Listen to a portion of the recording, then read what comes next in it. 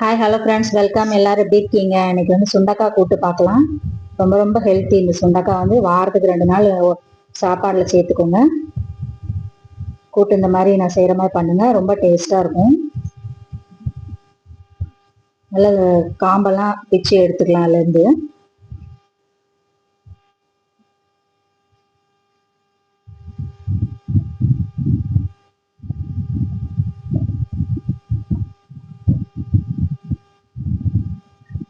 எல்லாம் அந்த கவர்லேயே போட்டு தட்டிக்கிறேன், அப்போ தான் செதறாமல் நல்லா தட்ட முடியும்.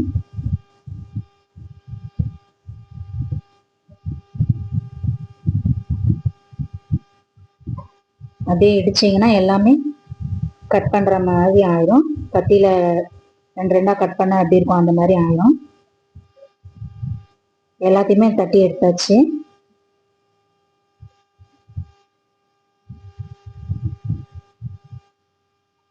வேறு பாத்திரத்தில் மாற்றிட்டு அதில் கொஞ்சம் தண்ணி ஊற்றி வச்சுக்கோங்க. இப்போ குக்கர் அடுப்பில் வச்சிடலாம்.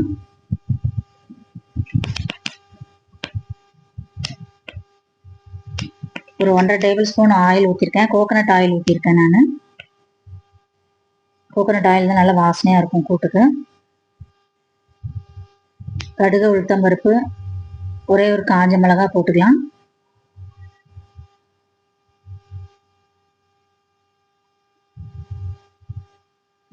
அதோட ஒரு கொத்து கருவேப்பிலை, சின்ன வெங்காயம், பூண்டு உரிச்சு வச்சிருக்கேன் ஒரு 10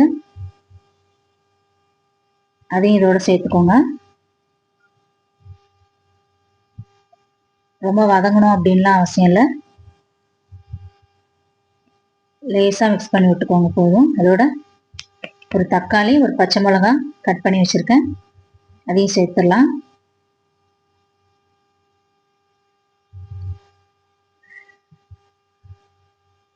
கொஞ்சம் உப்பு சேர்த்துக்கோங்க. அதில் கட் பண்ணி வச்சிருந்த சுண்டைக்காவெல்லாம் தனியாக எடுத்துடலாம்.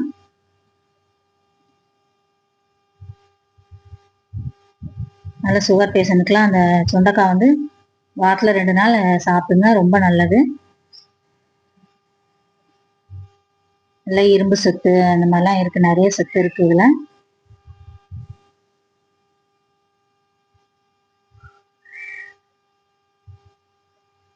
உப்பு சேர்த்துட்டு சுண்டைக்காவை அதில் சேர்த்துடலாம். கொஞ்சம் சிறுபருப்பு எடுத்து வச்சிருக்கிறேன், அதை கழுவி அதோட சேர்த்துக்கோங்க. ஊரெல்லாம் வைக்கல, கழுவி அப்படியே எடுத்துக்கிறேன். ஒரு 1.5 டேபிள் ஸ்பூன் இருக்கும் சிறுபருப்பு, அதையும் சேர்த்துட்டு சுண்டைக்காவையும் சேர்த்துக்கலாம். கொஞ்சமாக ஒரு பிஞ்சா கிச்சன் கிங் பவுடர் சேர்த்துக்கலாம்.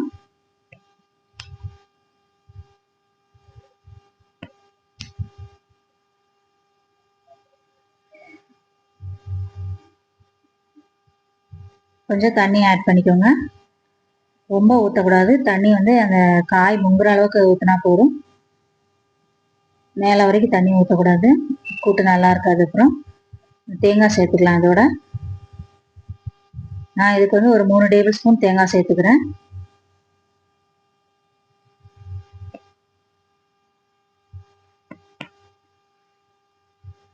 நல்லா மிக்ஸ் பண்ணி விட்டுட்டு மூடி போட்டு ஒரு 3 விசில் விட்டுடலாம். ஒரு விசில் ஹை ஃப்ளேமில் வச்சுட்டு 2 விசில் வந்து ஸ்லோ ஃப்ளேமில் வச்சுக்கோங்க, நல்லா குக் ஆயிரும்.